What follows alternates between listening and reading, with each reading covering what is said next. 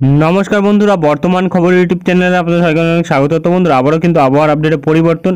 আমাদের বঙ্গোপসাগরের ওপর যে ঘূর্ণাবর্তটি ছিল সেটিতে কিন্তু পরিবর্তন ঘটেছে এবং তার দিক পরিবর্তনও কিন্তু ঘটেছে।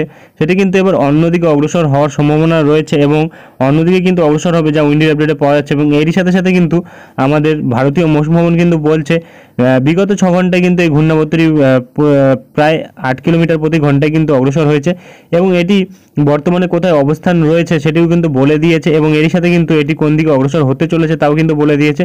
তো মৌসুম ভবন কী বলছে এবং এরই সাথে আমাদের আলিপুর আবহাওয়া দপ্তরও কিন্তু গতকাল যে আপডেট দিয়েছিল তাতেও কিন্তু অনেকটা পরিবর্তন ঘটিয়েছে। তো আলিপুর আবহাওয়া দপ্তর কী পরিবর্তন ঘটিয়েছে এবং এরই সাথে উইন্ডের আপডেটে আমরা পাচ্ছি যে বৃষ্টির পরিমাণে কিন্তু অনেকটা বড় পরিবর্তন ঘটেছে। বিভিন্ন জেলার ওপর কিন্তু বৃষ্টির পরিমাণ এবার ম্যাক্সিমাম জায়গাতেই কমেছে।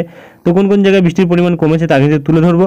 তাই বিস্তারিত জানতে হলে, সঠিক আপডেটটি পেতে হলে ভিডিওটি অবশ্যই শুরু থেকে শেষ অবধি দেখবেন এবং ভালো লেগে থাকলে একটি লাইক করবেন। আর আমাদের ভিডিওটি নিচে একটি লাল রঙের সাবস্ক্রাইব বাটন আছে, সেটিকে টিপে তার পাশে থাকা বেল আইকনটিকে অল অপশনে দিয়ে আমাদের সাথে থাকবেন। এবং আপনারা বর্তমানে ভিডিওটি কোন জেলা বা জায়গা থেকে দেখছেন, সেখানকার আবহাওয়ার পরিস্থিতি কেমন আছে তা কিন্তু অবশ্যই কমেন্ট বক্সে কমেন্ট করে জানাতে ভুলবেন না। তো চলুন বন্ধুরা, আমরা ভিডিওটিকে শুরু করব। তবে তার আগে দেখে নেব আমাদের ভারতীয় মৌসুম ভবন ও আলিপুর আবহাওয়া দপ্তর কী বলছে।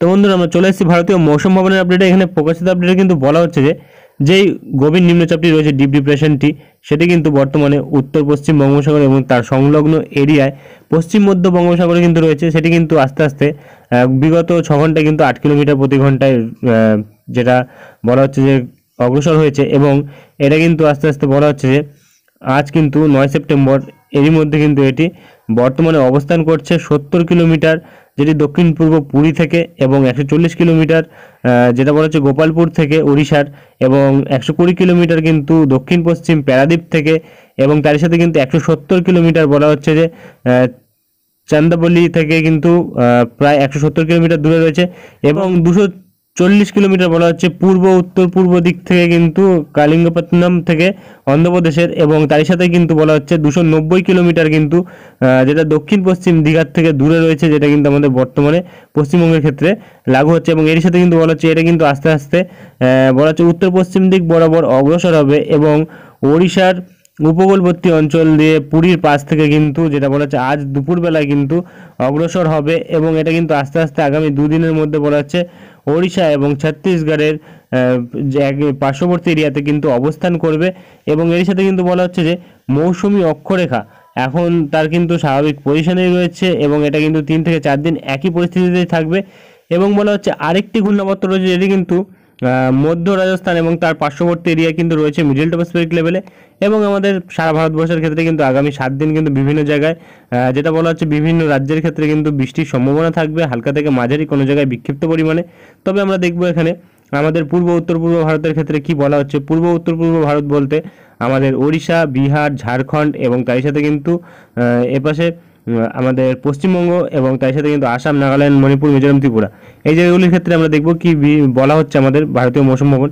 তো বর্তমানে যেটা লক্ষ্য করা যাচ্ছে, এখানে বলা হচ্ছে অনেকটা বিস্তীর্ণ অঞ্চল জুড়ে বৃষ্টি এবং তার সাথে মাঝারি ধরনের বৃষ্টি, যেটা কিন্তু আসাম, মেঘালয়, নাগাল্যান্ড, মণিপুর, মিজোরাম, ত্রিপুরার এবং আন্দামান নিকোবর দ্বীপপুঞ্জ এবং আমাদের পশ্চিমবঙ্গ, তার সাথে সিকিম, এই জায়গাগুলিতে থাকবে এই সপ্তাহে। এবং বলা হচ্ছে বিক্ষিপ্ত থেকে অনেকটা বিস্তীর্ণ অঞ্চল জুড়ে বৃষ্টি থাকতে পারে, মাঝারি বৃষ্টি থাকতে পারে, যেটা কিন্তু অরুণাচল প্রদেশে থাকবে, বিহারে থাকবে এই সপ্তাহে, এবং বিক্ষিপ্ত পরিমাণে বৃষ্টি অনেকটা অঞ্চল জুড়ে বৃষ্টি এবং তার সাথে মাঝারি বৃষ্টি থাকবে কিন্তু ঝাড়খণ্ড ও উড়িষ্যায় এই সপ্তাহতেই। এবং এখানে বলা হচ্ছে বিচ্ছিন্নভাবে এক্সট্রিমলি হেভি রেনফল, অর্থাৎ অতিরিক্ত ভারী বৃষ্টি থাকতে পারে, যেটা কিন্তু ওড়িশাতে থাকবে আজ। বলা হচ্ছে বিচ্ছিন্নভাবে ভারী বৃষ্টি থাকতে পারে, যেটা কিন্তু ওড়িশাতে 8 তারিখ থাকবে এবং ঝাড়খণ্ডে 10 থেকে 11 তারিখ থাকবে, এবং আমাদের দক্ষিণবঙ্গের ক্ষেত্রে বলা হচ্ছে 9 তারিখ থাকবে, এবং আসামে এবং মেঘালয়তে 11 ও 12 তারিখ থাকবে, নাগাল্যান্ড, মণিপুর, মিজোরাম, ত্রিপুরাতে 10 থেকে 12 তারিখ অবধি থাকবে। অর্থাৎ আমাদের দক্ষিণবঙ্গে কিন্তু 9 তারিখ অর্থাৎ আজ কিন্তু ভারী বৃষ্টির সম্ভাবনা থাকছে মৌসুম ভবনের আপডেট অনুযায়ী। এবং এর সাথে কিন্তু বলা হচ্ছে বিচ্ছিন্নভাবে ভারী বৃষ্টি থাকবে, যেটা কিন্তু নাগাল্যান্ড, মণিপুর, মিজোরাম, ত্রিপুরাতে আগামী 7 দিন।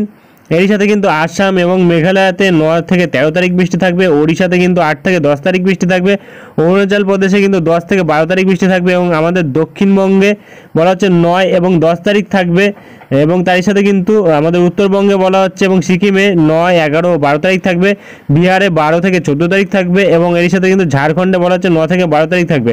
অর্থাৎ আমাদের দক্ষিণবঙ্গের ক্ষেত্রে কিন্তু আমরা যেটা পাচ্ছি অতিরিক্ত ভারী বৃষ্টি কিন্তু আজ থাকবে 9 তারিখ, এবং তারপরে কিন্তু যেটা বলা হচ্ছে বিচ্ছিন্নভাবে ভারী বৃষ্টি থাকবে, নর্মাল ভারী বৃষ্টি থাকবে, সেটা কিন্তু 9 এবং 10 তারিখ থাকবে। তবে আজ কিন্তু অতিরিক্ত ভারী বৃষ্টি থাকতে পারে আমাদের দক্ষিণবঙ্গের বিশেষ করে বিভিন্ন জেলার ওপর, যেটা কিন্তু ম্যাক্সিমামটাই থাকতে পারে ভারী বৃষ্টি। মেদিনীপুরের ওপর বর্ধমানের ওপর কিন্তু থাকার সম্ভাবনা থাকছে। এবং এরই সাথে কিন্তু আর তেমন কিছু বলা হয়নি। তো চলে আসবো আমরা আলিপুর আবহাওয়া দপ্তরের আপডেটে, দেখে নেবো কী বলা হয়েছে। তো বন্ধুরা আমরা চলে এসেছি আলিপুর আবহাওয়া দপ্তরের আপডেটে। এখানে প্রকাশিত আপডেটে কিন্তু বলা হচ্ছে আজ 9 তারিখ থেকে কিন্তু প্রায় 15 তারিখ বৃষ্টি থাকবে আমাদের দক্ষিণবঙ্গে। তবে কিন্তু এখানে কিন্তু বিভিন্ন জায়গায় বৃষ্টির পরিমাণটা 12 তারিখ অবধি থাকবে। তবে গতকাল কিন্তু আমরা আপডেটে পেয়েছিলাম প্রায় 14 তারিখ অবধি ভারী বৃষ্টি ছিল। তবে কিন্তু আজকে পরিবর্তন থাকছে, 12 তারিখ অবধি ভারী বৃষ্টি থাকছে এবং 12 তারিখ অবধি ওয়ার্নিং কিন্তু থাকবে, এবং 13 তারিখ থেকে কিন্তু বৃষ্টির পরিমাণটা কমে যেতে পারে। তবে কিন্তু আবারও পরিবর্তন ঘটতে পারে, কারণ আবহাওয়া কিন্তু পরিবর্তনশীল। এবং বর্তমানে কিন্তু আমরা যেটা পাচ্ছি এপাশে কিন্তু ওয়ার্নিংয়ের ক্ষেত্রে দেখা যাচ্ছে যে আজ কিন্তু কিছু কিছু জেলার ক্ষেত্রে কিন্তু যেটা বর্তমানে পাওয়া যাচ্ছে কলকাতা, হাওড়া, হুগলি এবং তার সাথে কিন্তু উত্তর 24 পরগনা, এই জায়গাগুলির ক্ষেত্রে কিন্তু বজ্রবিদ্যুৎ সহ বৃষ্টির সতর্কবার্তা থাকবে। ভারী বৃষ্টির সতর্কবার্তা কিন্তু এই জেলাগুলির মধ্যে নেই। তবে এখানে কিন্তু দক্ষিণ 24 পরগনা, পূর্ব মেদিনীপুর এবং তার সাথে কিন্তু পশ্চিম মেদিনীপুর, তার সাথে কিন্তু ঝাড়গ্রাম, পুরুলিয়া, বাঁকুড়া এবং বীরভূম, এই জায়গাগুলিতে কিন্তু আমরা দেখতে পাচ্ছি সতর্কবার্তা থাকছে। তবে এই জায়গাগুলিতে কিন্তু 7 থেকে 11 সেন্টিমিটার বৃষ্টি থাকতে পারে।